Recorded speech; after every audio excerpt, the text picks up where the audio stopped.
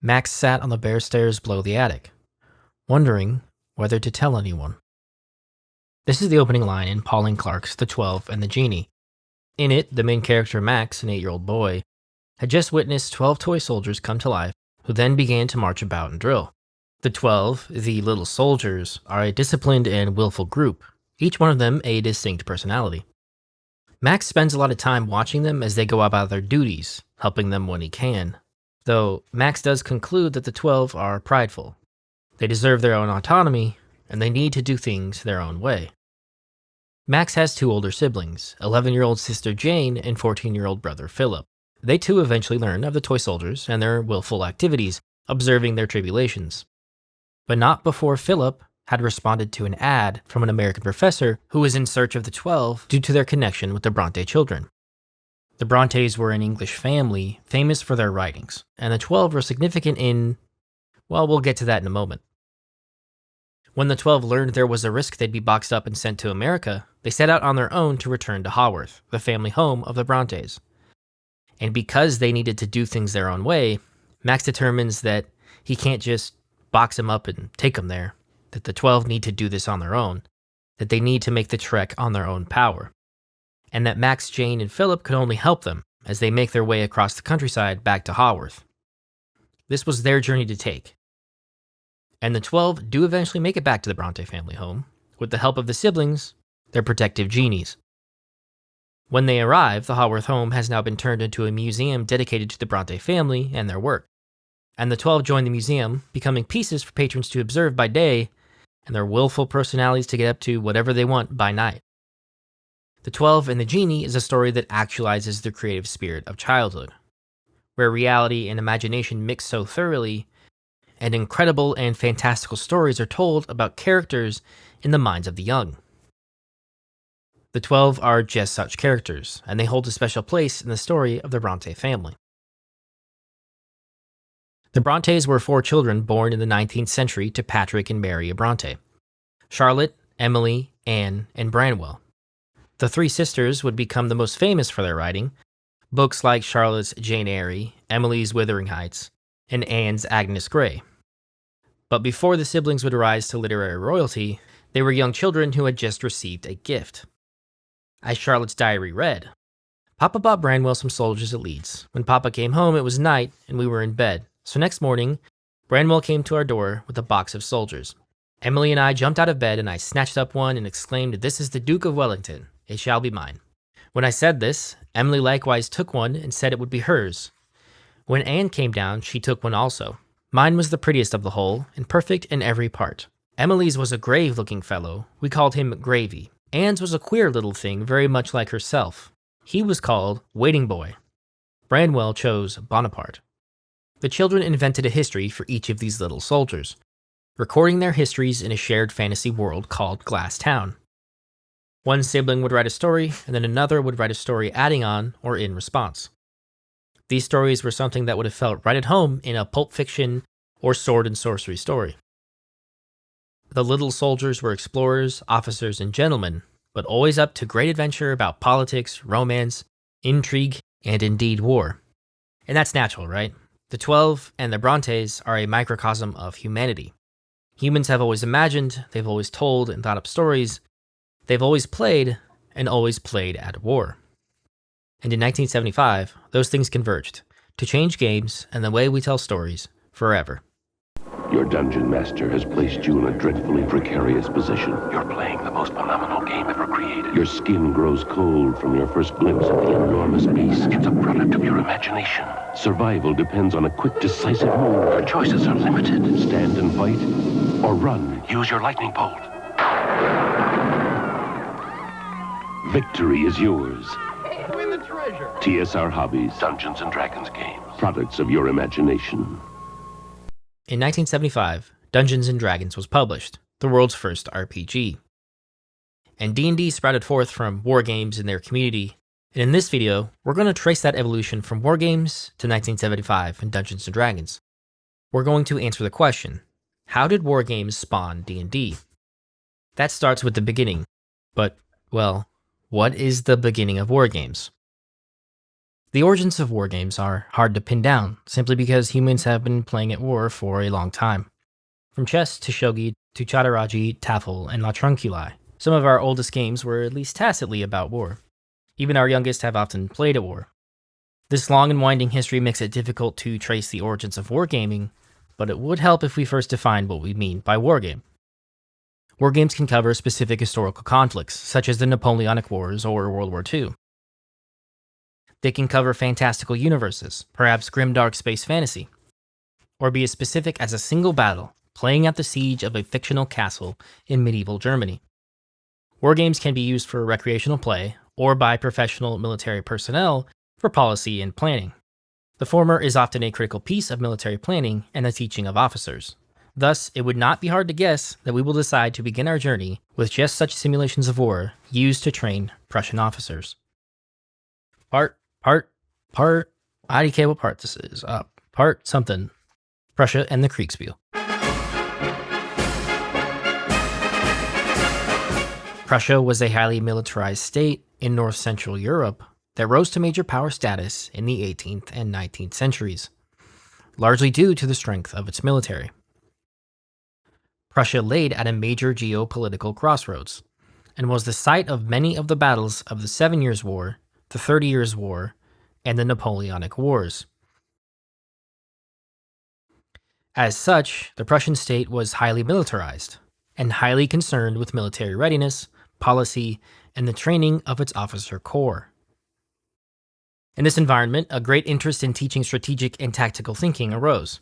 This need was largely met by chess, and many endeavored to create derivatives of chess that would make it more realistic to the modern needs of a battlefield commander. However, it did not satisfy military thinkers, as despite great efforts, chess was just too abstract of a game. The pawns and rooks do not mimic the capabilities of a real-life military unit. That was until a German mathematician named Helwig sought to change this. In 1780, Johannes Christian Ludwig Helwig created Attempt to Build Upon Chess, a Tactical Game which 2 or more persons might play.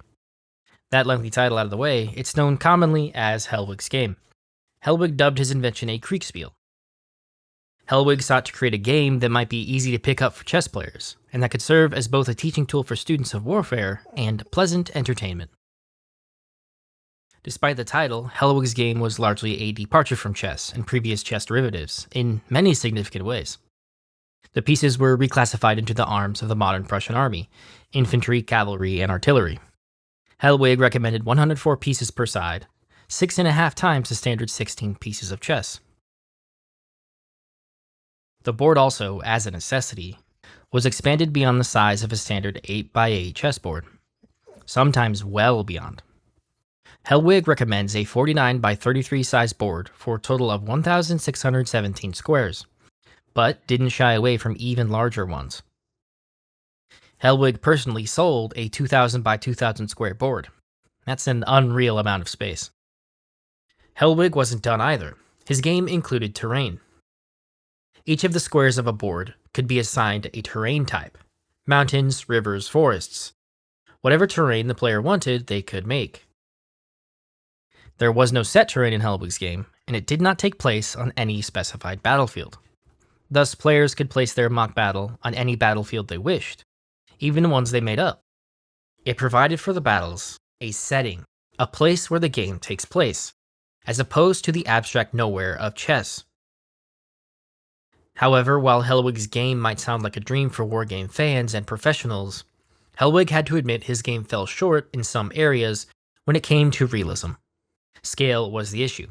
Some units and their capabilities could not be accurately portrayed on a proper scale without warping some other aspect of play. John Peterson, in an essay in Zones of Control, puts it as thus.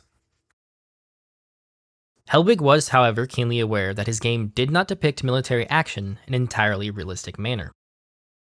In his preface, for example, he admits that the game behaves such that the ratio of the length of a day's march of infantry with artillery in tow versus the firing range of artillery is roughly 4-3.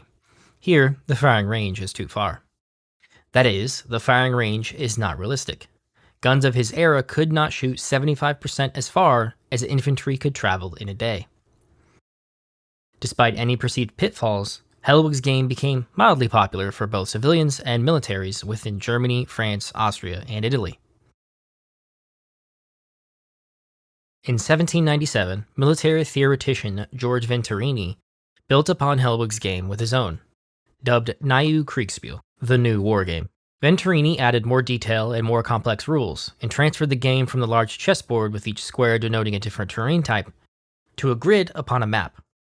This was made possible by recent advents in surveying technology that allowed for more precise maps to be created. This allowed Venturini's game to use stylized maps that were true to scale, and once that design was solved for, questions about movement and firing range could be constrained to the real world. Venturi's game became less abstract and a more granular model of war. This was helped by Venturi providing a plethora of rules governing reinforcements, logistics, provisions, restrictions on movement in winter months, and more game pieces to represent support equipment. This new Kriegspiel too gained some popularity in Germany, Austria, and Italy. And the development of the wargame continued within the confines of Prussia and its military apparatus and theorists. Except this time, under French occupation.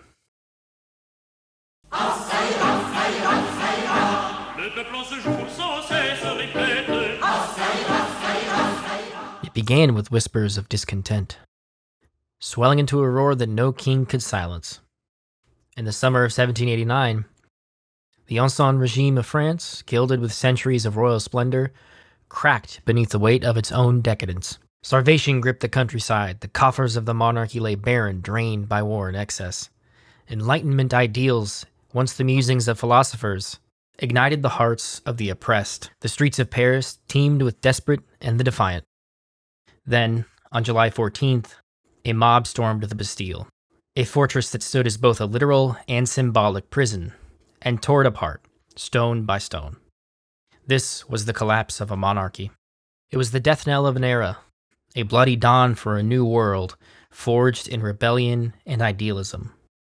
What followed would send shockwaves across Europe, shaking thrones to their foundations, and heralding an age where liberty and terror walked hand in hand. The French Revolution began as a dramatic upheaval that toppled centuries of monarchy and feudalism in France. Sparked by economic hardship, social inequality, and Enlightenment ideals, the revolutionaries sought to reshape society under the principles of liberty, equality, and fraternity. The revolution quickly spiraled from the storming of the Bastille to the Reign of Terror, as radical factions like the Jacobins seized control and executed thousands in their quest to eradicate opposition. Amid the chaos, France abolished its monarchy, declared itself a republic, and eventually saw the rise of a young, ambitious general, Napoleon Bonaparte. The radical changes in France unnerved neighboring monarchies, sparking the Revolutionary Wars from 1792 to 1802. European powers, fearing the spread of revolutionary fervor, formed coalitions to suppress France and restore the old order, while looking to exploit the French unrest to increase their share of power. Prussia, for their part, reached political equanimity with Austria and issued the Declaration of Pillnitz, issued jointly by the Austrian Emperor and Prussian King in August 1791. Pillnitz declared opposition to the revolution and sought security for King Louis XVI of France and threatened vague but forceful military action. The declaration was not well received in the French Assembly and fanned the flames of extremist positions that favored going to war to further fortunes and spread the revolution. The Austrians and Prussians, along with other states forming the First Coalition, joined forces to confront the revolutionary French armies. As the coalition marched forward, the French prepared to defend their fledgling republic. Early campaigns, including the pivotal Battle of Valmy in 1792, showcased the resilience of French forces, driven by patriotism, revolutionary fervor, and the innovations of Napoleon's armies and levy en masse. Prussia, finding limited success on the battlefield, shifted its focus eastward, negotiating the Treaty of Basel in 1795 to exit the war and secure its interests in the partitions of Poland. As Prussia stepped back, France continued its expansion under the leadership of Napoleon. who turned the Revolutionary Wars into a platform for his eventual dominance over Europe. On the 9th of October 1806, Prussia re-entered the fray to oppose Napoleon's France as part of the Fourth Coalition. A mere 5 days later, on the 14th, Prussia again surrendered to the French Empire in the aftermath of the Battle of Jena and Austerstadt. The loss of this battle laid clear the need for reform within the Prussian military.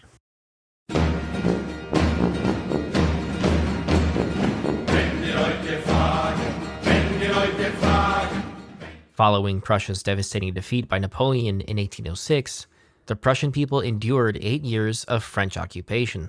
During this period, the Prussian king's authority was significantly diminished, and the military was constrained, leading to a loss of control within its leadership.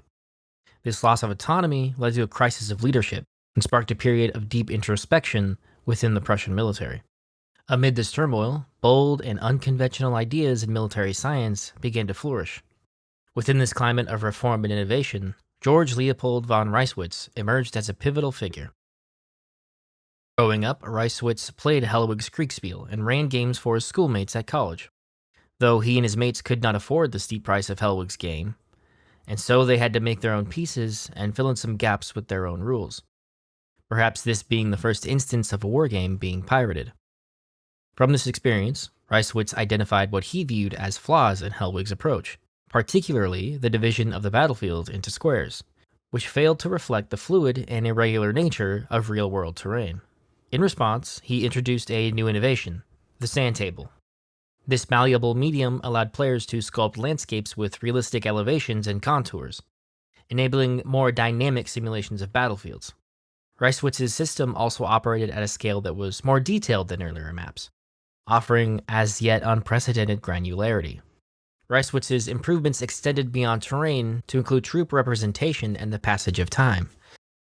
He replaced Hellwig's ornamental soldier figurines with simple wooden blocks, each sized to represent the physical dimensions of actual troop formations. These blocks moved freely across the sand table, unrestricted by grids, and smaller blocks were used for smaller units. To mirror the pacing of real battles, Reiswitz compressed the timescale of each turn from an entire day to just 1 minute. Movement and firing ranges were now measured with rulers, further enhancing realism and eliminating the vestiges of traditional board games. The potential of Reiswitz's invention caught the attention of the Prussian royal court when he demonstrated it to the king's sons. Impressed, the princes championed the game, eventually bringing it to the king's notice. At the king's request, Reiswitz formalized his design in the 1812 Anleitung, replacing the sand table with a finely crafted wooden chest containing modular terrain pieces. And these pieces were finely painted porcelain, a wargame fit for a king. The game quickly became a favorite of the royal family, captivating them not only as a training tool, but also as a means of experiencing command and strategic decision-making in a controlled, victorious setting, a stark contrast to Prussia's constrained position on the global stage. The king relocated Reiswitz's apparatus to Sanssouci Palace, where it became a regular feature of the royal family's leisure activities. During the colder months, games would often extend late into the night, offering the royal household a rare and engaging outlet for their military aspirations and imagination. Reiswitz's game thus bridged the gap between practical military training and aristocratic entertainment, cementing its legacy as a precursor to modern wargaming. However, the Anleitung was fairly bespoke, expensive, and the rules were not complete enough to become a commercial product, despite some limited distribution. Fit for a king it may be, but only a lavish gift meant for the king. The wargaming legacy of George Leopold von Reiswitz would be picked up and further developed by his son, George Heinrich Rudolf Johann von Reiswitz, whose legacy would be awarded the title of Father of Wargaming. By the December of 1812, tensions began to flare. The French occupation of Prussia created unrest in the Prussian people and stressed the leadership of the country. There became increasing pressure for Prussia to once again declare war upon the French Empire and at the side of Russia. After months of deliberation, Frederick Wilhelm III, King of Russia, decided to openly break with France and take up arms alongside Russia. Thus, the games of war quickly took a backseat to the real thing. George Leopold von Reisewitz's Kriegspiel was left to the hands of his son, George Heinrich Reiswitz, who continued to refine the game while serving in the Prussian military. He shared his work with fellow officers, laying the groundwork for groundbreaking advancements in wargaming. This culminated in 1824 when George Reiswitz published his Instructions for Representation of Military Maneuvers under the guise of a wargame. This Einleitung introduced essential elements that elevated the realism and educational value of the game. He replaced the sand table with a large-scale map with a 1 to 8,000 scale, and recommended the use of detailed topographical Lehman maps, which were favored by the Prussian General Staff. This shift allowed for more precise simulation of battlefield conditions, and enabled the inclusion of larger formations, such as divisions and corps, which broadened the game's scope to involve higher levels of military command. Reiswitz also introduced color-coded pieces, red for one side and blue for the other, a system that remains standard in modern military simulations. His game incorporated battalion-sized forces and detailed rules for covering nearly every operational contingency. Reiswitz also focused in on a key issue: player omniscience. A traditional board game allows players to see all pieces and movements on the board, providing an unrealistic information advantage and perfect situational awareness. While in real warfare, commanders have limited knowledge of both their own troops' positions and their enemies' movements, what Clausewitz dubbed the fog of war. Reiswitz overcame this obstacle by introducing a neutral referee, who served as the game's architect and arbiter. The referee managed hidden information, such as the positions of units unseen by the players. Players had to track their own forces independently, marking discovered or suspected enemy positions on their own maps. The referee also created the scenario, which included the terrain, the size and composition of the forces, and the objectives players sought to achieve. More critically, players issued written orders directly to the referee, who interpreted these commands and updated the game's state to reflect their outcomes. Importantly, the interpretation of the referee may not match the expectation of the player. Outcomes did not always align with players' intentions. This element of indirect control reinforced the experience of command, where subordinates might misunderstand or imperfectly execute their orders. The game also featured a hierarchical structure, which would reflect real-world military organization. Each side could have up to 4 players, with roles ranging from commander-in-chief to unit commanders. This approach reinforced the importance of general staff officers and emphasized the challenges of coordinating operations under realistic constraints.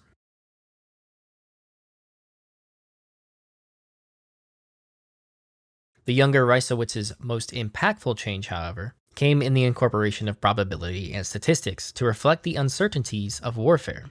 In contrast to Hellwig, who had argued that Kriegspiel should exclude chance, Reisewitz embraced the role of uncertainty. His insights were shaped by his artillery experience, and the statistical studies of firearms effectiveness conducted during the Napoleonic era. Prussian statisticians had compiled detailed probability tables showing the likelihood of hitting a target under various conditions. Reisewitz recognized that these probabilities could be translated into gameplay mechanics through dice rolls, allowing outcomes to reflect real-world uncertainties. By aligning the game's mechanics with the inherent unpredictability of combat, he achieved a realistic simulation of warfare while avoiding arbitrary or capricious results.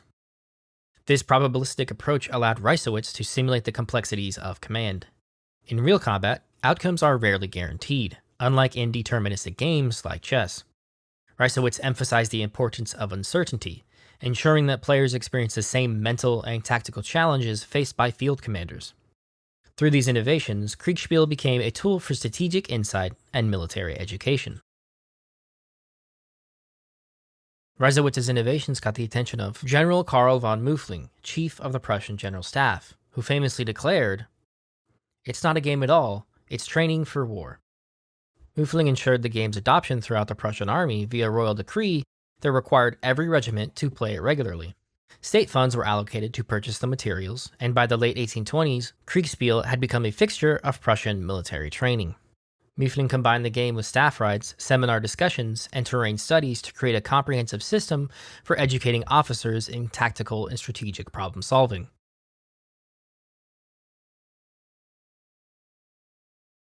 Many wargaming clubs, perhaps the first in history, sprang up in Germany.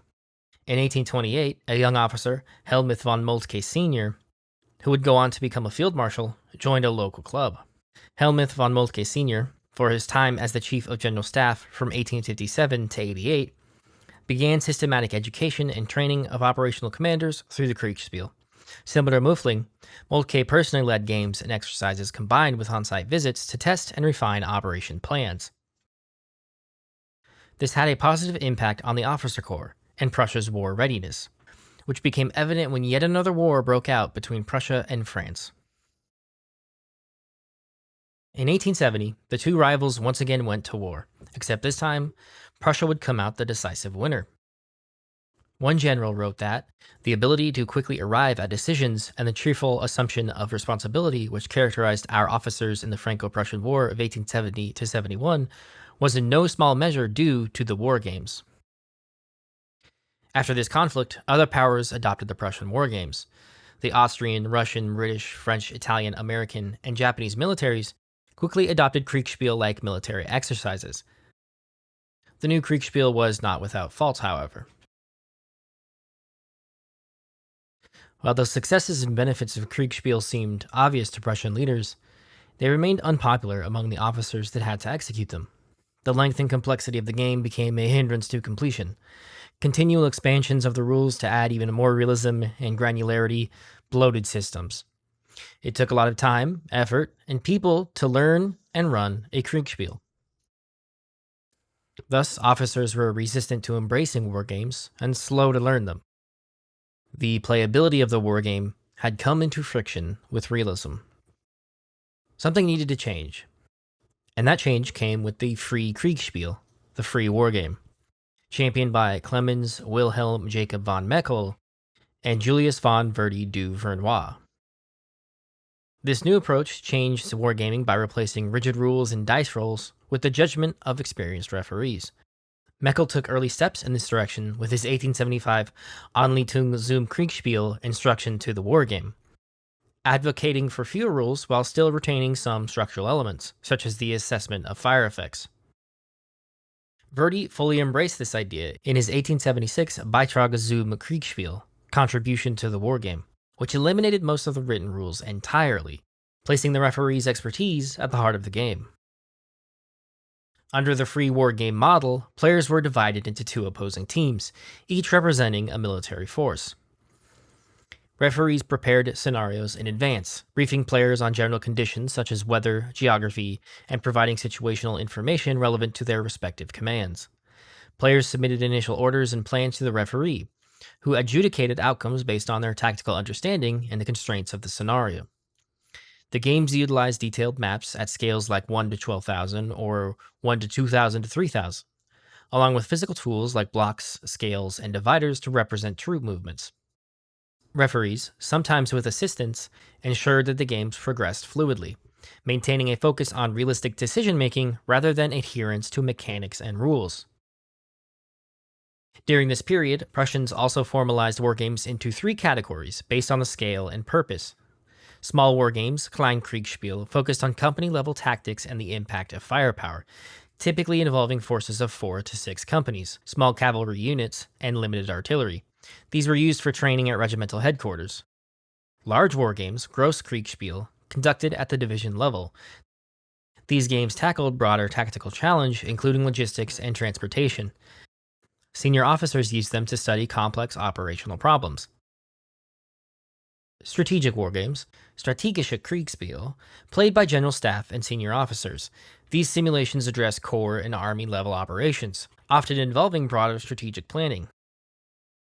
By the beginning of the 20th century, the successes of the Prussian army caused the Kriegspiel to be further cemented and embraced by other militaries. The wargame became an integral part of military training cycles for most major militaries.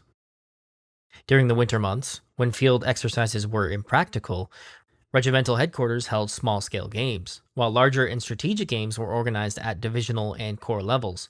These activities provided continuous training opportunities and kept officers engaged with tactical and strategic challenges year-round. While it was common for officers to think of the Kriegspiel as simply a laborious part of serving in the military, it wasn't so for every officer. Wargaming clubs, like the one that Moltke was a part of while still a junior officer, spread the wargame to civilian hobbyists. This phenomenon occurred particularly in England, where, by 1873, Oxford had a wargaming club which consisted of students and teachers competing against one another. This group were not soldiers, they were gamers. When they sought to make improvements to the game, they did so with entertainment value first, not simulation and realism. The hobby too enjoyed some spread to the United States. The German Kriegspiel had fallen into the hands of British officers by the 1870s, and then percolated to the United States military. Among the earliest translations to cross the Atlantic was the 1872 English version of Chivitz's Kriegspiel rules by Bering.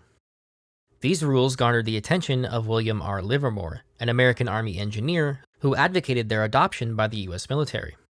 Within a few years, wargaming had gained a foothold at the United States Military Academy at West Point, where it influenced Charles Adele Lewis Totten. Inspired by Kriegspiel, Totten published SCRY-DOS, the American wargame, in 1880, marking a milestone in the history of wargaming. Claiming it as the first independent study of wargaming in English, Totten's SCRY-DOS encompassed two distinct games. The battle game resembled Hellwig's board-based game, while the advanced game borrowed heavily from the principles established by the Reiswitzian tradition. Totten asserted independent development, though by now the ideas of the wargame had circulated and assimilated into military tradition. The advanced game employed familiar mechanics. A referee crafted scenarios and issued special instructions for the opposing forces, designated as red and blue. Players submitted written orders, and the game unfolded in 5-minute intervals represented on detailed topographical maps.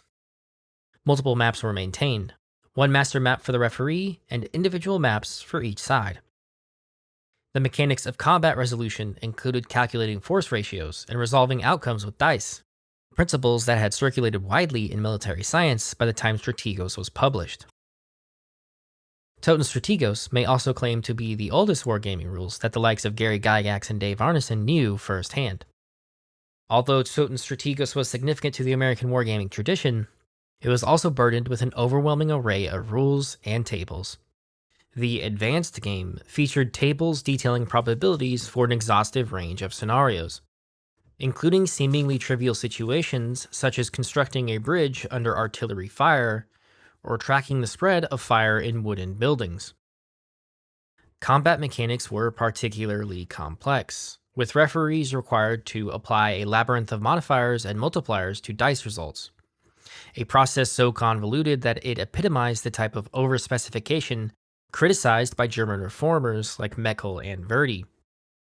These critics had sought to streamline wargaming rules to reflect the unpredictable and multifaceted nature of real-world combat, a goal that SCRY-DOS's intricate mechanics seemed to miss. In the latter half of the 19th century and the beginning of the 20th century, militaries and hobbyists alike continued to play and develop wargames.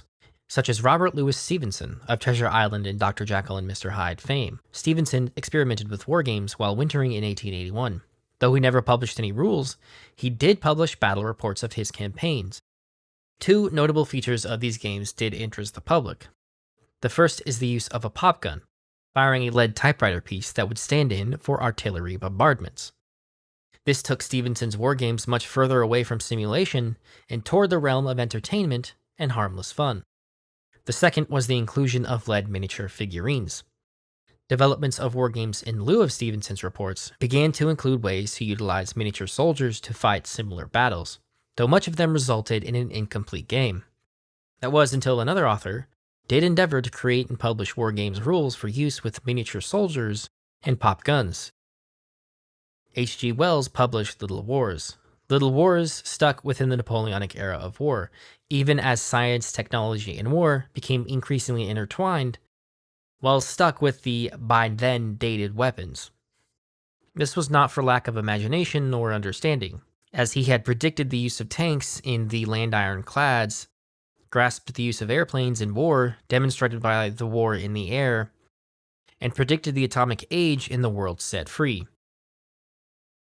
But Wells was dead set on his game being set in the Napoleonic era, and Little Wars was largely rudimentary. and much like the Napoleonic weapons and tactics would begin to feel rudimentary, Wells's game was also largely rudimentary. Wells was a noted pacifist. He felt that his game would show the folly of war, and that playing at war was much preferable to the Great War, making Little Wars both passive entertainment and some sort of political statement, ill-timed such as it was. Little Wars arrived on shelves in 1913. Before the onset of the Great War, most of its major participants were wargaming hypothetical scenarios against one another.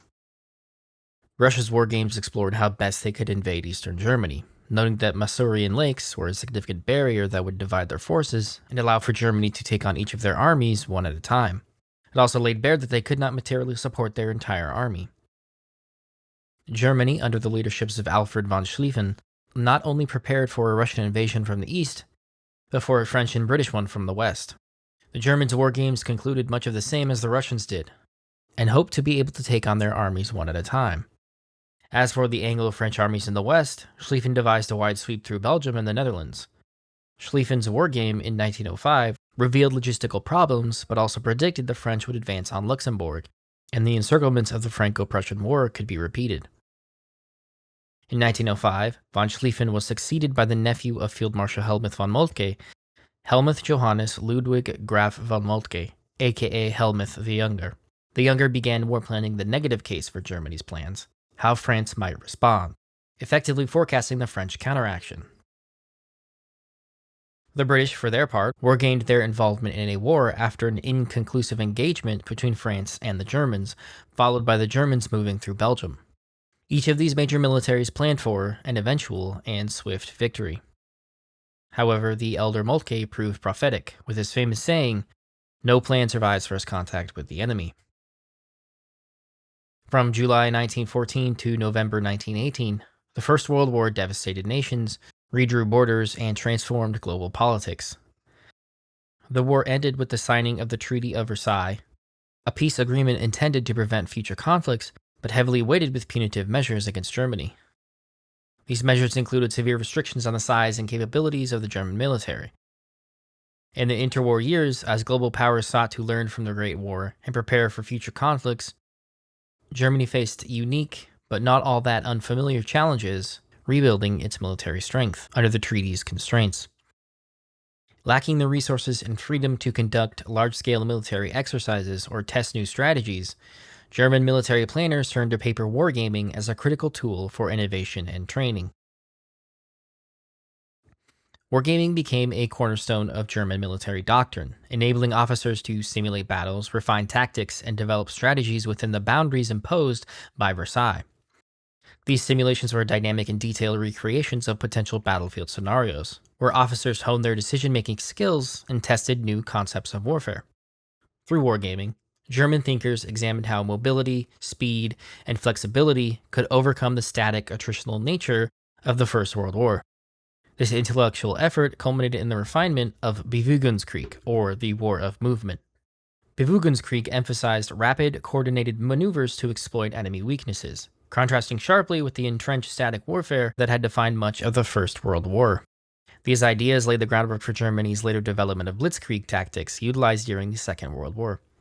Thus, wargames once again served as the laboratory for German military innovation, bridging the gap between theoretical strategy and practical application in an era when physical training and experimentation were constrained. In the years leading up to World War II, Japan and the United States joined Germany in the earnest commitment to wargaming. These countries built upon techniques developed during the First World War, leveraging wargames to model complex scenarios, test hypotheses, and refine strategies. The degree to which these games were critically analyzed versus used to confirm existing plans often determined their ultimate effectiveness.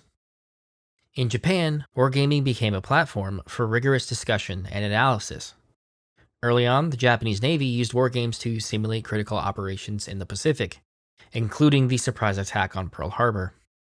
Initial simulations revealed significant vulnerabilities, such as the risk of discovery by U.S. surveillance, which prompted a reworking of the plan to minimize exposure and ensure the attack's success. Beyond individual operations, the Japanese established the Total War Research Institute in 1940, reporting directly to the Prime Minister. This institute conducted a far-reaching war game in August of 1941, simulating 2 years of global conflict involving the Axis and Allied powers. The results were sobering.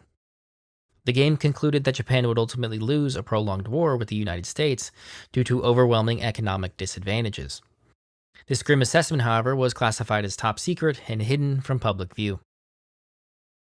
Japan's wargaming efforts also extended beyond military strategy. Industrial magnate Ayukawa Yoshisuke founded a business wargame branch in 1943 to explore post-war recovery scenarios.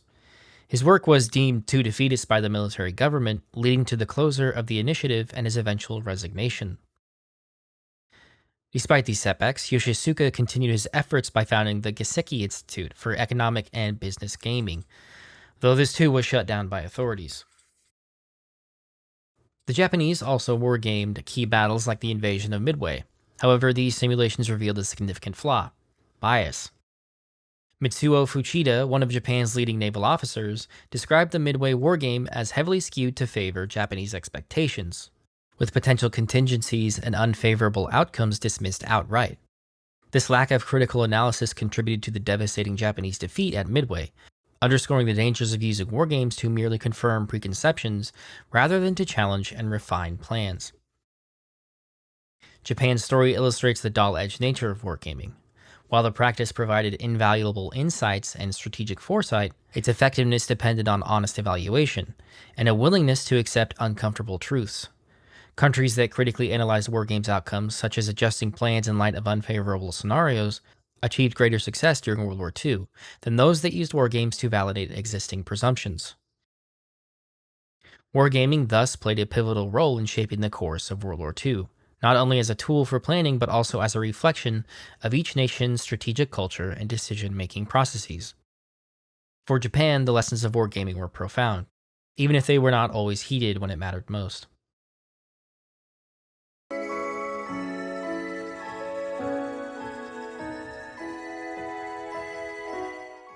During the first half of the 20th century, war touched every person and every child, and the appetite for playing at war was lower than ever.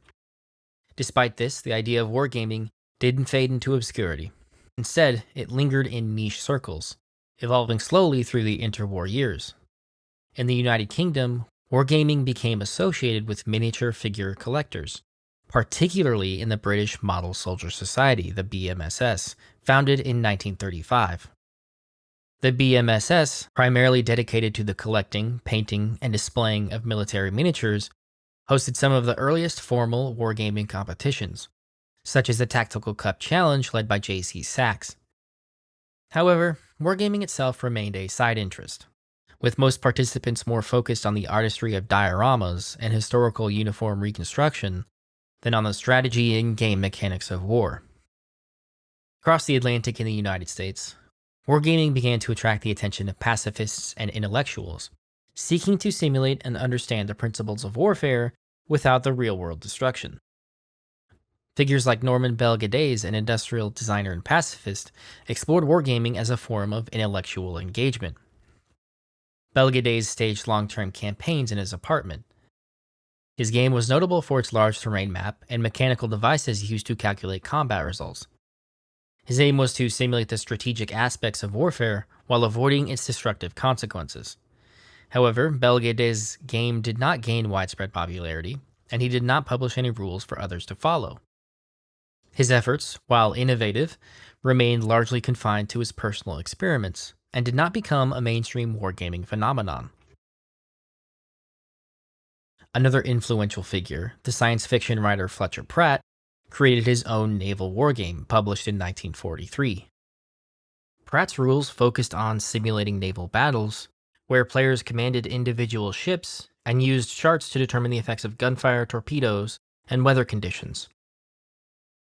Pratt shared Wells's belief that if world leaders had such games, they might avoid the destructive horrors of war.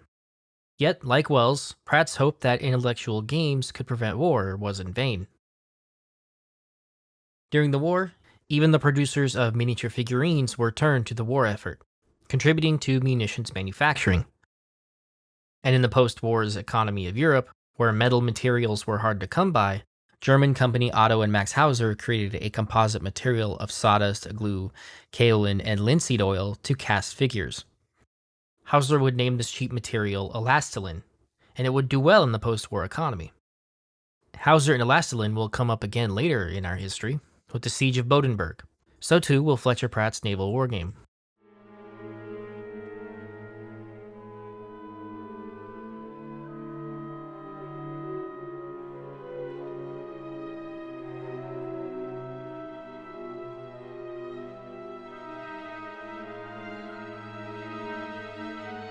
When the United States dropped the atomic bombs on Hiroshima and Nagasaki in 1945, they not only brought a definitive end to the Second World War, but also inaugurated a new era, the atomic age. The devastating power of nuclear weapons forever altered the geopolitical landscape, shaping the Cold War's tension-filled standoff between superpowers. As nations scrambled to rebuild and redraw the global lines of power, another transformative age quietly emerged. In 1947, Jean Bardeen, Walter Hauser-Brattain, and William Shockley at Bell Labs developed the first working transistor, a pivotal invention that marked the beginning of the information age. This breakthrough would lead to rapid advancements in computing and communication, reshaping how information was processed, shared, and utilized. The intersection of these two eras, the atomic and information ages, profoundly influenced military strategy, particularly in the realm of wargaming. Wargaming became increasingly computational, with complex military apparatus and calculations of combat done with the computer. Simultaneously, though, wargames also became more conceptual, shifting to scenarios that explored the complex interplay of nuclear deterrence, espionage, and rapid technological innovation. Governments and military institutions sought new ways to simulate the high-stakes geopolitical chess game of the Cold War, giving rise to modern professional wargaming.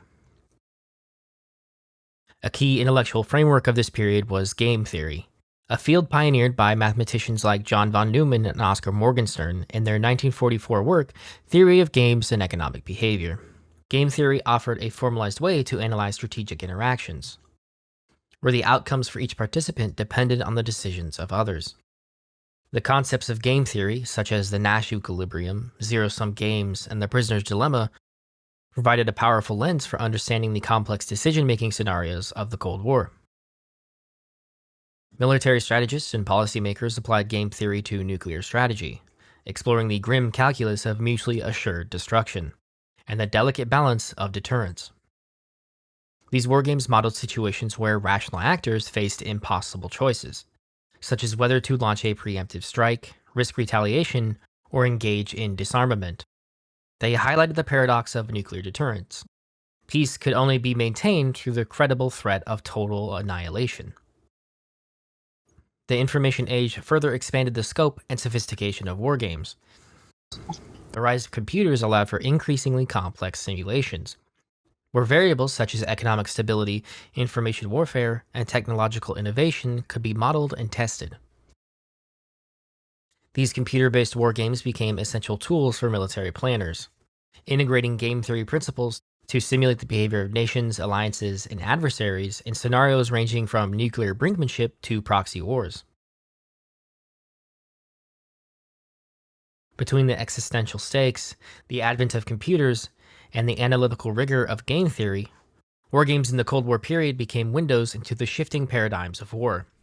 They illustrated how technology, mathematics, and the specter of nuclear destruction had transformed conflict into something far more geopolitically abstract, and yet no less consequential than the battlefields of the past. Though the battlefields of the past would not disappear wholesale, as H.G. Wells predicted, the specter of nuclear holocaust would still loom.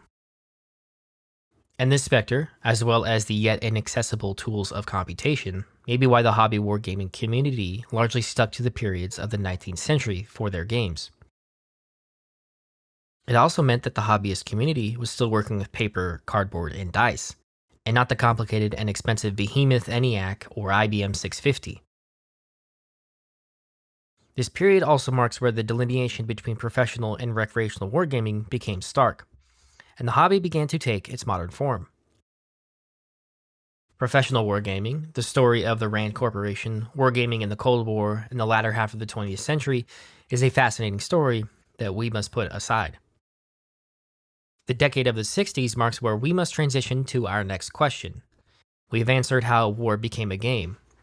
We must now ask how war became a hobby.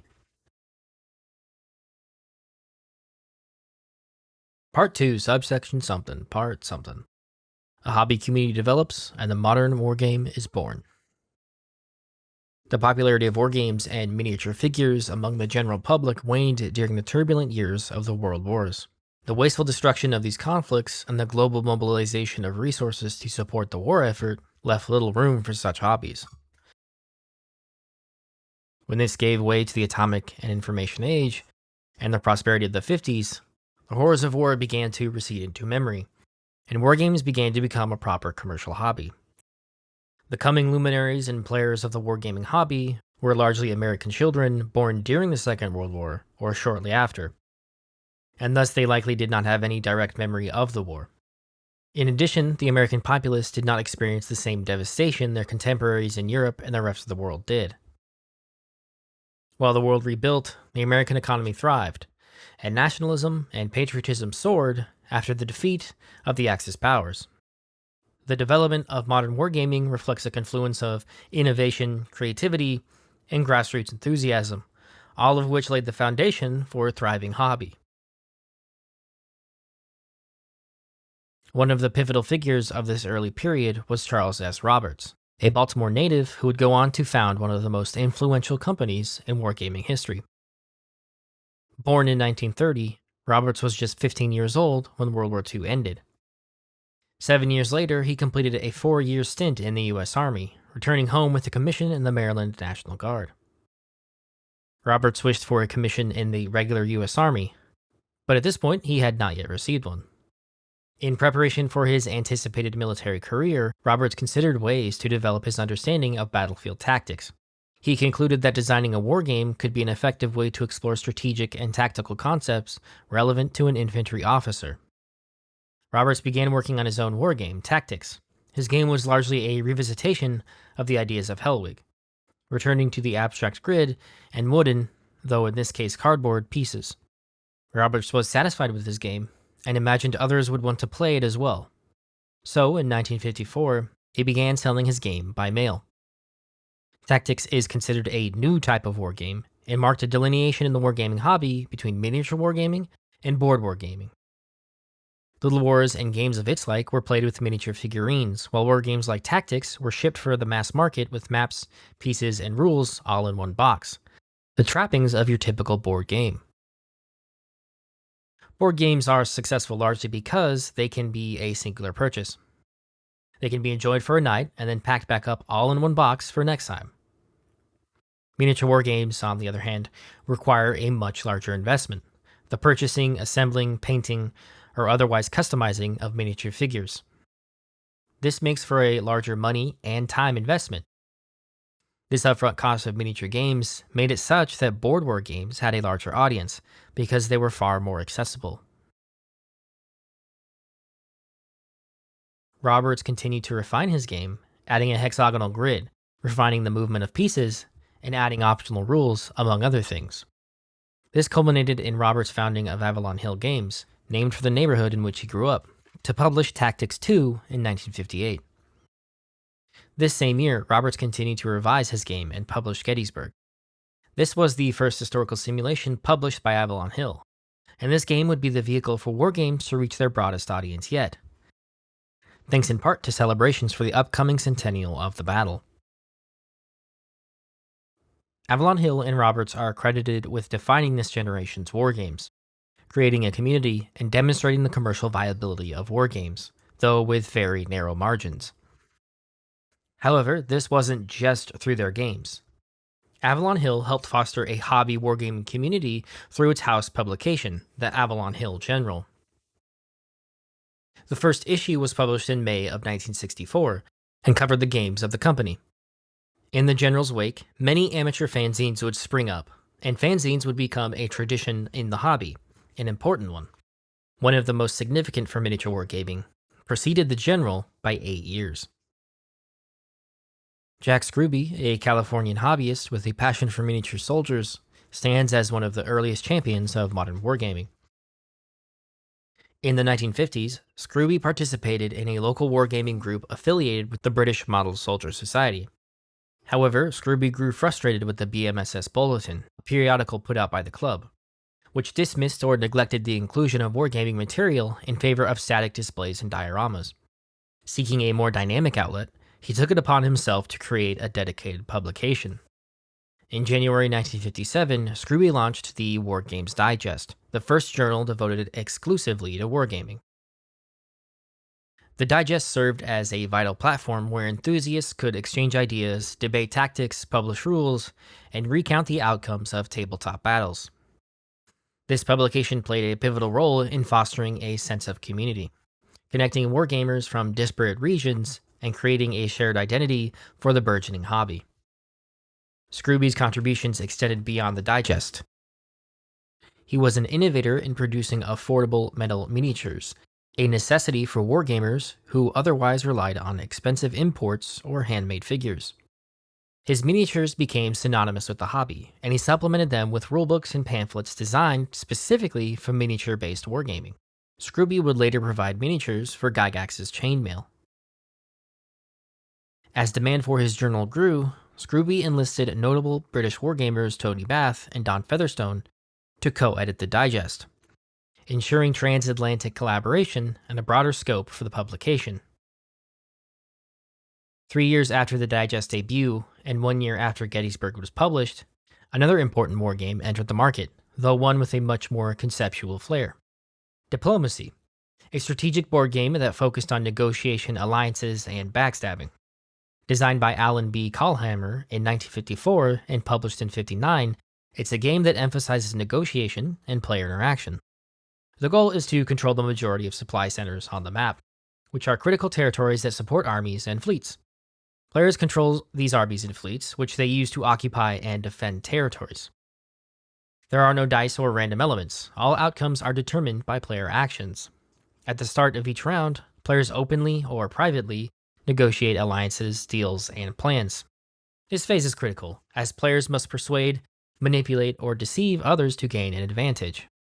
Each player then secretly writes down orders for their units. Orders include moving units, supporting other units, or holding a position. Once all orders are revealed, they are resolved simultaneously. Movement is resolved through a set of rules that focus on strength and support from allied units. Conflicts are resolved by comparing the number of supporting units.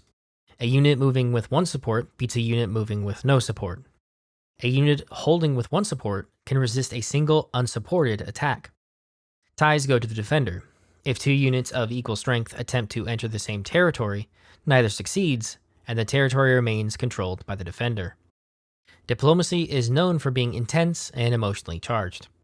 The negotiations and betrayals were notorious for straining relationships, as the game often forces players to break alliances to achieve ultimate victory. Diplomacy reached more of the population than any of Avalon Hill's games had, appearing in classrooms and being a popular play-by-mail game. The popularity of Diplomacy was surely a vector for people joining the wargaming hobby, as the wider popularity of Diplomacy cross-pollinated folks with exposure to more traditional wargames. Wargaming's growth relied heavily on community-building tools, ones that could facilitate communication between players over large distance, as the community was still small and disparate. Magazines like Jack Scrooby's Wargames Digest, which ran from 1957 to 1963, became essential for connecting players, despite its modest subscription base of 40 to 200 readers, many of whom were prominent designers. After Scrooby's publication ceased, Don Featherstone's Wargamers newsletter rose to prominence from 1964 as the flagship magazine for miniature wargamers. Featherstone also wrote and published books documenting the history of wargaming and approaching them as a medium to understand military history, bringing newfound attention to the hobby. Meanwhile, Avalon Hill's The General included an Opponents Wanted column, making it easier for players to connect. Clubs also became essential hubs for enthusiasts. Some, like local hobby groups, focused on regional gatherings, while others had broader ambitions, such as the International Federation of Wargaming, the IFW, founded in 1967. The IFW sponsored notable conventions, including the inaugural Lake Geneva Wargames Convention in 1968, organized by Gary Gygax in Wisconsin. For distant opponents, play-by-mail games became a vital alternative. Diplomacy naturally lent itself to this format. Its mechanics allowed participants to mail instructions to a central referee. Negotiations and propaganda, conducted via private letters or public declarations, brought storytelling and roleplay into the wargaming sphere, enhancing the social and creative aspects of the hobby. While gamers communicated and gathered together in this still yet young hobby, of course, discourse about how best to play a game and which game had the best design occurred.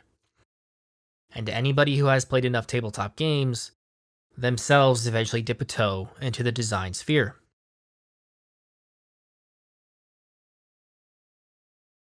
The 1960s witnessed a surge in amateur game design, fueled by the vibrant community that had formed through magazines and conventions. Fans modified existing games, adapted historical scenarios, and even experimented with entirely new mechanics. Diplomacy, for instance, inspired variants set in medieval Europe, the Scottish Highlands, and the fictional world of Middle-earth. Amid this, a movement within recreational wargames saw them get increasingly smaller in scale, far away from the large worldwide simulations of Rand, even smaller than the scale of Tactics and Gettysburg. Some wargames' scale became such that the player controlled their warriors individually. Michael J. Korn's Modern War in Miniature positioned players as individual soldiers, with actions occurring in 2-second increments of game time. Designers like Mike Carr and Jim Dunnigan pushed the boundaries of what games could simulate. Carr's Fight in the Skies 1968 recreated World War I aerial combat, modeling the maneuvers of individual planes and pilots. Dunnigan's Tactical Game 3, published by Poltron Press, focused on small tank detachments in World War II. This game was later revised and released as Panzerblitz by Avalon Hill, becoming one of the company's most successful titles, with over 200,000 copies sold by 1983. One might consider this the popularizing of the skirmish-level wargame. In contrast to the tactical level, where a single piece or model might represent 100 or more soldiers, tactical level required no such abstraction. Models and pieces represented an individual. Some took this a step further and began creating rosters of their individual soldiers, giving them names and recording which battles and actions they took part in. In parallel with these developments, the miniature wargaming community began exploring new settings. Tony Bath, a central figure in British wargaming, introduced medieval campaigns and created sprawling scenarios set in the Hyborian Age, inspired by Robert E. Howard's Conan stories. These campaigns showcased the storytelling potential of miniature wargames. And I do mean campaigns. Most wargame sessions consist of a one-off battle played by opposing sides with no continuity from the last or repercussions for the next. On the other hand, a campaign is a scenario, and battles play out in a series, in a shared world with a shared narrative. One battle can have far-reaching consequences for the rest of the battles, and it allows for players to think on a strategic level. Oftentimes, players would take on the role of a state and compete with the others for dominance. Bath's Hyborian campaign was similar. It consisted of a high-level campaign map, and when opposing forces would meet, a tactical miniature wargame would then be played to resolve it. Bath's Hyborian campaign is one example that demonstrates how the hobby was converging upon something that we might recognize as an RPG, which brings us back to one of our pivotal figures. To my left, you'll recognize Gary Gygax, inventor of Dungeons & Dragons. Greetings! It's a pleasure to meet you. In the United States, Gary Gygax was not running campaigns, but did share a similar interest in medieval settings like Hyboria, thanks in part to The Siege of Bodenberg, a game by Henry Bodenstedt that debuted in Strategy and Tactics magazine in 1967. Bodenstedt's game pit players against each other during a siege of a generic German medieval castle. One side defended the castle and the other assaulted it. The game was played with 40mm elastilin miniatures, manufactured by O&M Hauser, and played at the tactical level with players controlling individual foot soldiers, archers, and siege equipment. Battle was resolved in a similar manner to Tactics 2, with dice and the reference of a combat results table. Siege of Bodenberg was a popular game at the very first Lake Geneva Wargames convention, where it came under the interest of Jeff Perrin and Gary Gygax.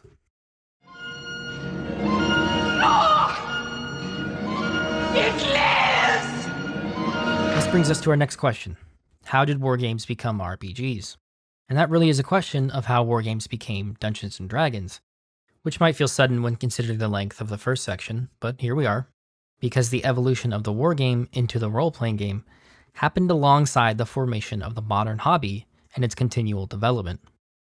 Even though communication in the 60s and 70s still yet moved at a glacial pace compared to today, it still moved faster than ever, as did fads and developments in this growing space. Almost as fast as someone might begin playing Warhammer in the 70s, almost as fast as someone might begin playing Warhammer, I said it again. Almost as fast as someone might begin playing Wargames in the 70s,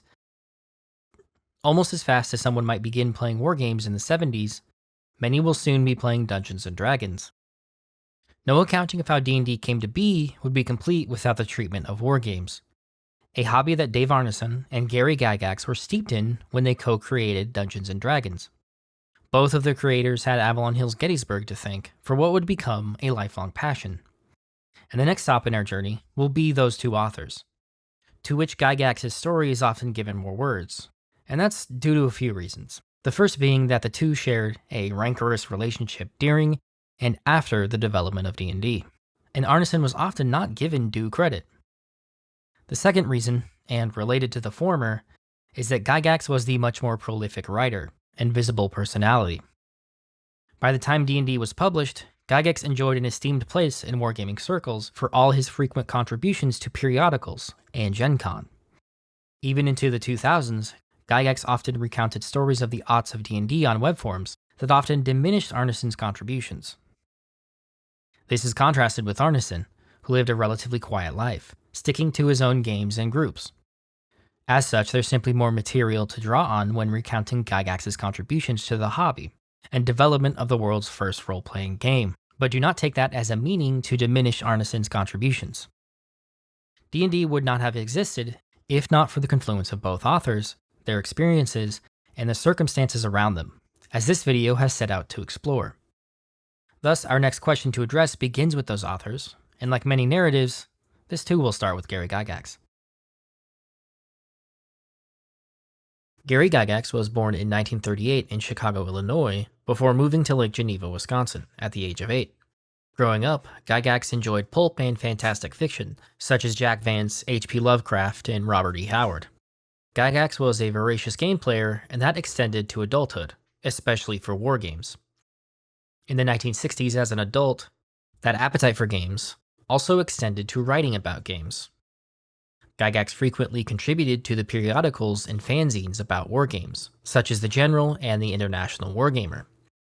In 1967, Gygax, Bill Spear, and Scott Duncan founded the International Federation of Wargaming, the IFW.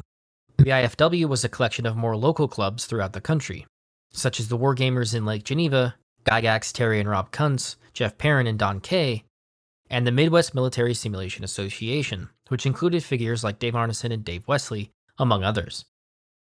The IFW had noble goals to try and unite and centralize the larger wargaming community under one umbrella. As part of this, they sought to hold an annual convention. In July 1967, the IFW held its first convention in Malvern, Pennsylvania. Unfortunately, the organization had greatly overestimated the attendance of the convention, and it was largely a bust. This led to a bit of a crisis in the IFW. Bill Spear resigned as president, and the IFW's publication, Spartan, had to be suspended. Vice President Scott Duncan assumed leadership of the IFW and proverbially steered the ship to prevent total collapse of the club. And a follow-up convention would be planned for August of 1968, but this time in Lake Geneva, Wisconsin. This was a much more modest and indeed cheaper endeavor than its predecessor, yet it was more successful. With nearly 100 attendees, the Geneva Convention featured a slightly larger audience than the previous. But the real success were ostensibly the vibes, for lack of a better word. Evidence of this were successful tournaments featuring games such as Fight in the Skies, Diplomacy, and Fletcher Pratt's Naval Wargame. Tournaments and games that started the night before and went well into the morning after the convention. There was also another important event that occurred at Gen Con 1 that I mentioned earlier, and this was Gygax's exposure to the Siege of Bodenberg. This seemed to spark an interest in medieval games, and as we'll see, Gygax would go on to thoroughly explore the genre in his games shortly. Across the St. Croix River, Gygax's IFW contemporaries and the Midwest Military Simulation Association in the Twin Cities would also explore the medieval period, after a confluence of ideas that had its roots in the next convention. In August of 1969, the next year, Gygax again chaired the IFW's convention, and it would again be in Lake Geneva. Gen Con 2 would be the first time Gary Gygax and Dave Arneson would meet. Dave Arneson, then a mere 21 years old and still a history major at the University of Minnesota. Arneson was part of the Midwest Military Simulation Association, and for what he did not have in experience compared to Gygax, he made up for it in passion and imagination. At the time of Gen Con 2, Arneson's muse was Fletcher Pratt's Naval Wargame, and that's exactly what sparked the relationship between the two. Gygax and Arneson had agreed to collaborate on a set of rules for naval combat set in the Napoleonic era. In the meantime, Arneson's gaming group were playing grand campaigns. Arneson ran a naval campaign with Fletcher Pratt's naval rules set in 1923, where players were assigned to the major powers such as the United States, Germany, and Japan. Similar to Bath's Hyborian campaign, players would move miniatures on the grand strategy map, and conflicts were resolved with the tactical miniature wargame. These grand campaigns also met another confluence of ideas presented to the group by David Wesley. David A. Wesley brought new ideas to the Twin Cities group. Wesley discovered Charles A. L. Totin's SCRY-DOS in 1967 and quickly brought ideas therein to the Midwest Military Simulation Association. Should I just do MMSA? I actually got that one down pretty good. Midwest Military Simulation Association. Midwest Military Simulation Association. Midwest Military Simulation Association. Midwest Military Simulation Association. I'm gonna leave it up to you. How good was that? Huh? Leave it in the comments. How good was that? These ideas, the ones from SCRY-DOS, were the basis of the free Kriegspiel and the role of the referee, which allowed for great flexibility in what the player may attempt, and great latitude in how the referee might judge those attempts, letting the referee make judgment calls on things not explicitly covered by the rulebook. From these ideas, Wesley and the MMSA members developed a set of practices and rules for Napoleonic wargaming called SCRY-DOS N in 1968. And from this practice came the Braunstein games, first taking place in 1969. These were games set in a fictional German town of Braunstein during the Napoleonic era. Braunstein or Braunstein? I don't actually know. I should Google it, but I'm not gonna. Hey, if you hate that, comment below. Hey, I hate that. These were games set in a fictional German town of Braunstein during the Napoleonic era. Two players playing the Prussian and French army were set to face off in a battle for the town. But Wesley also assigned bystanders control over a number of characters, ranging from military leaders to civilian figures like the mayor or university chancellor. Each player also had a separate and distinct win condition. Players initially communicated through the referee, but they soon began interacting directly, improvising actions beyond the game's planned structure. This unexpected dynamic included duels and negotiations, which Wesley adjudicated on the spot. Despite Wesley's initial belief that the game was a chaotic and unsuccessful mess, players were thrilled with the emergent role-playing aspect and demanded more. Subsequent Braunstein games expanded on this foundation.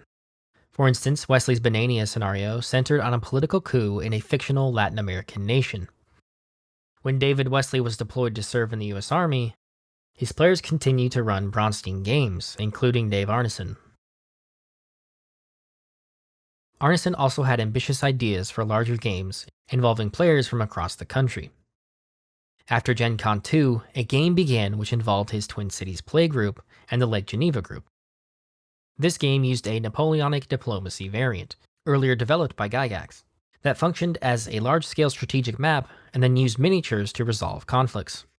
Wesley's SCRY-DOS N was used for land battles, while Gygax and Arneson supplied rules for sea battles. Rules that would go on to be published as Don't Give Up the Ship in 1971.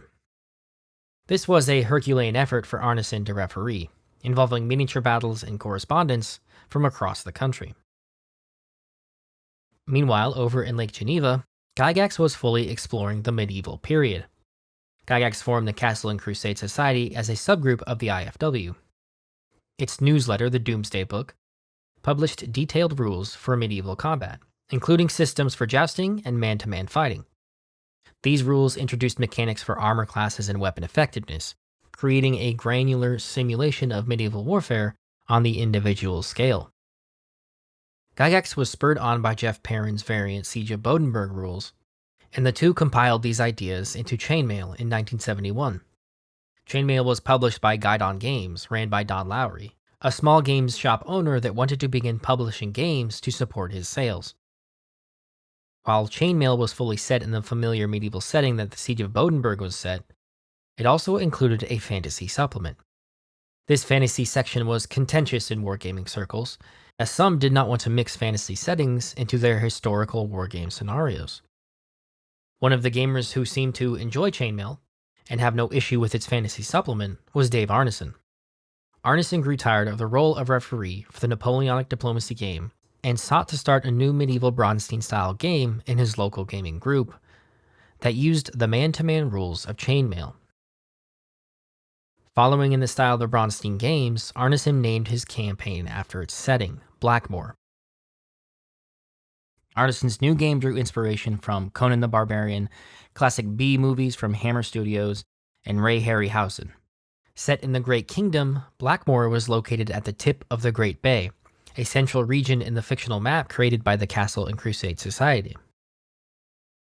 Players entered the world not as wholly fictional characters, but as extensions of themselves, cast into the setting through conceit that imagined them transported via time warp to this fantastical realm. These personalities were tied to measurable attributes, such as strength, courage, and credibility. That could improve through gameplay, introducing the innovative idea of quantifiable character progression.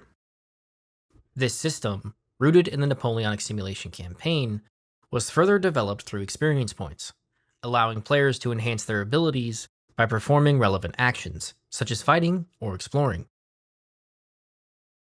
As Blackmoor evolved, it introduced the concept of dungeon exploration as a key feature. Arneson designed an intricate 6-level dungeon beneath Castle Blackmoor, where heroes delved in search of treasure and adventure. These dungeon expeditions, though initially viewed as distractions from the larger conflicts with the campaign's antagonists, such as the enigmatic Egg of the Coot, became a defining aspect of the game. Arneson showcased the game in Lake Geneva in late 1972, capturing Gary Gygax's imagination with its mechanics of experience progression, dungeon exploration, detailed character abilities, and diverse equipment. Gygax was immediately inspired by Blackmoor and set out to collaborate on a new system to move to market, requesting the rules Arneson had developed, except there were none. Yes, Arneson was the prototypical improvisational DM. Arneson was able to provide Gygax a loose collection of handwritten notes that outlined Arneson's modus operandi. However, in the same way that Jeff Perrin's rules for medieval combat stimulated Gygax and he was able to adapt them into a commercial system in Chainmail, Gygax was up for adapting these notes into its own commercial system. Their early drafts were tentatively titled The Fantasy Game. Unlike standard war games where players commanded armies or units, the fantasy game maintained a one-to-one correspondence between character and player, just as the Twin Cities group often did. Each participant controlled a single character, an adventurer navigating a perilous world overseen by a referee. The referee's role was to shape the game world and adjudicate player actions. The system allowed for unparalleled freedom, embracing the totem rules that anything can be attempted, and the referee should have major latitude to interpret results. The game also possessed continuity and character progression, a mechanic that was popular amongst players. Characters accumulated experience points by overcoming challenges, gradually growing stronger and more capable. Truly, to create the fantasy game would be an endeavor to combine and systematize the best parts of chainmail combat rules with the individual and role-playing style of play that the Twin Cities group participated in the Bronsteins and Blackmoor. And it was incredibly successful. Unfortunately, Gygax was unable to find a publisher and unable to rely on Don Lowry and Guidon Games for publication, as it was looking to be a heavy endeavor to publish for Lowry's small outfit. The fantasy game would eventually be made up of 3 separate booklets. Gygax had firm belief in the fantasy game, so he took a leap and in 1973 founded Tactical Studies Rules with Don Kay. TSR was meant to publish the fantasy game, and in January of 1974, they did. The original Dungeons & Dragons released 3 booklets in a wood-grain pattern box, Gygax and Arneson in the byline. Just as the game therein was a culmination of, well, multiple things, but also a new thing, the words on the front describing its contents were quite the mouthful. Rules for fantastic medieval wargames campaigns, playable with paper and pencil and miniature figures. Despite its initial framing as a wargame, Dungeons & Dragons quickly transcended the genre. Reviewers and players recognized it as something entirely new, a system for creating and experiencing fantasy stories. Gygax himself encouraged this perception by publishing fictionalized accounts of dungeon adventures, demonstrating how the game could generate emergent narratives. And the spark caught. The tiny ember that was Dungeons & Dragons began to burn. Word spread through conventions, through mail-order catalogs, through the hushed conversations of those who had peered into its depths. Soon the basements and kitchen tables of America were home to wizards and thieves, warriors and dragons, monsters and myths reborn in the flickering candlelight of dice rolls. It did not rise like a titan. It crept like a legend, carried from one eager mind to the next. But within a decade, Dungeons & Dragons was no longer a whisper. It was a roar, a cultural force that ignited the imaginations of a generation.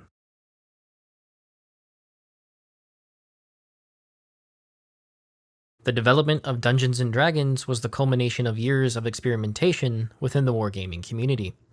Innovations passed from designer to designer, to the confines of Prussia, across Europe, to the UK, and then to the United States. The fantasy game was developed brick by brick. Jeff Perrin's medieval miniatures rules evolved into chainmail, which influenced David Wesley's Bronstein's. Arneson built upon these concepts in Blackmore. Finally, Gygax and Arneson synthesized these ideas into Dungeons & Dragons, the game that launched the modern role-playing hobby. What began as an offshoot of wargaming had become something entirely new. A system where players could step into the shoes of their characters, forge their own paths, and live out heroic fantasies in an ever-evolving world. Dungeons & Dragons not only changed gaming, but also laid the foundation for an entire genre, shaping the future of interactive storytelling. Providing an incredible medium for people of all ages and all backgrounds to partake in creative and immersive play. To come together and share and create stories together.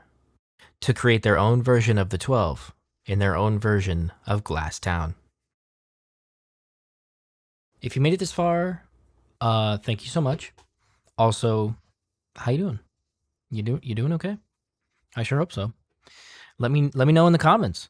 By the time I've gotten to recording this little outro thingy, that Parks and Rec meme about Ben being depressed is kind of just stuck in my head. Special thanks are due to each of the authors and researchers that are located within the citations of this video. Great stuff. You also might hear my dog behind me. I'm not re-recording this, I'm tired. But yeah, the researchers, great stuff, with extreme gratitude, particularly to John Peterson. He's done a huge amount of work to enlighten us on the origins of role-playing games, working a lot with primary resources. His seminal text, Playing at the World, is getting a second edition. The first part is out now, and the second part comes out in April of 2025. I really hope this video is out before then. This isn't sponsored or anything, it's just cool stuff I really like. And Peterson just deserves our support for the work he's done for this community. This was my largest video yet, and it's part 1. It's just part 1. Part 2 of this video is going to ask the question, why fantasy? That's going to go in depth on that question. It's going to feature Tolkien, Pulp Fiction authors that we've mentioned, and really the socio-political environment of the USA that produced the audience that embraced D&D. So, yeah, hope you enjoy that. Hope you enjoyed this. Look out for that in the future. Thank you. Love you. Do you see him? Do you think a depressed person could make this? No.